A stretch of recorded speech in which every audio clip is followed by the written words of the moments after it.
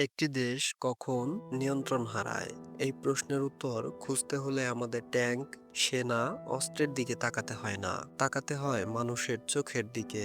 কারণ রাষ্ট্র ভাঙে আগে মানুষের মনে, পরে মানচিত্রে। শুরুটা হয় খুব ছোট জায়গা থেকে, খুব সাধারণ একটা অনুভূতি। আমরা আর গুরুত্বপূর্ণ নই। যেদিন মানুষ মনে করে তার কষ্ট কেউ শুনছে না, তার কথা কারো দরকার নেই, সেদিন থেকেই নিয়ন্ত্রণ ঢিলা হতে থাকে। যে রাষ্ট্র মানুষকে অপ্রয়োজনীয় মনে করায়, সে রাষ্ট্র একদিন নিজেই অপ্রয়োজনীয় হয়ে যায়। প্রথমে মানুষ অভিযোগ করে, তারপর প্রশ্ন করে, তারপর চুপ করে যায়। এই চুপ করে যাওয়াটাই সবচেয়ে ভয়ঙ্কর, কারণ চিৎকার করা মানুষ এখনো আশাবাদী, কিন্তু নীরব মানুষ ইতিমধ্যেই ভেতরে ভেঙে পড়েছে। রাষ্ট্র তখন ভাবে সব ঠিক আছে, কেউ রাস্তায় নেই, সব শান্ত। কিন্তু এই শান্তি আসলে কবরস্থানের শান্তি। নীরবতা সবসময় শান্তি নয়, কখনো কখনো তা বিদ্রোহের প্রস্তুতি। এরপর আসে দৈনন্দিন জীবনের যুদ্ধ। দাম বাড়ে, আয় বাড়ে না। মানুষ প্রতিদিন হিসাব করে, আজ চাল কিনবো নাকি বিদ্যুৎ বিল দেব।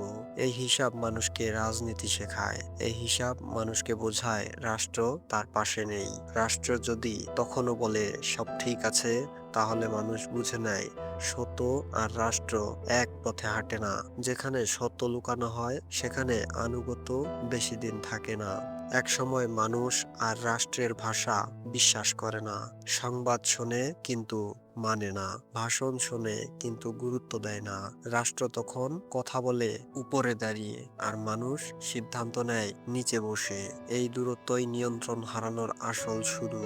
এরপর আসে ভয়। প্রথমে ভয় কাজ করে, মানুষ সাবধানে কথা বলে, চিন্তা করে পোস্ট দেয়, চারপাশ দেখে নেয়। কিন্তু ভয় চিরস্থায়ী নয়। যখন মানুষের জীবনে আর কিছু হারানোর থাকে না, ভয় তখন অর্থহীন হয়ে যায়। যার ভবিষ্যৎ অনিশ্চিত, সে ভয়কে পাত্তা দেয় না। এই সময় রাষ্ট্র শক্ত হয়, আইন কঠোর হয়, শাস্তি বাড়ে। রাষ্ট্র ভাবে শক্তি বাড়ালে নিয়ন্ত্রণ ফিরবে, কিন্তু বাস্তবে হয় উল্টো। কারণ শক্তি দিয়ে শরীর দমন করা যায়, মন নয়। মন যখন আর রাষ্ট্রের সাথে থাকে না, তখন নিয়ন্ত্রণ কেবল কাগজে থাকে। আইন লেখা যায় কালি দিয়ে, কিন্তু আনুগত্য লেখা হয় বিশ্বাস দিয়ে। এরপর ভাষা বদলায়, আমাদের দেশ বদলে হয় এই দেশ, আমাদের সরকার বদলে হয় ওরা। এই ওরা শব্দটাই রাষ্ট্রের জন্য সবচেয়ে ভয়ঙ্কর।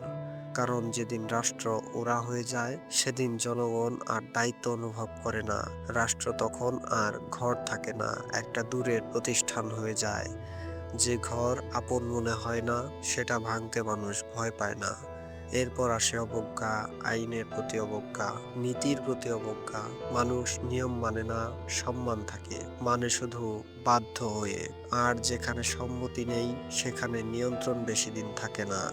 রাষ্ট্র তখন হয়তো টিকে থাকে, কিন্তু ভেতরে ভেতরে ফাঁপা হয়ে যায়। ইতিহাসে বহু রাষ্ট্র এভাবেই পড়েছে, হঠাৎ নয়, ধীরে ধীরে। কখনো অর্থনৈতিক চাপে, কখনো রাজনৈতিক অহংকারে, কখনো জনগণকে অবমূল্যায়ন করে। রাষ্ট্র ভাঙে না একদিনে, ভাঙে প্রতিদিন, একটু একটু করে।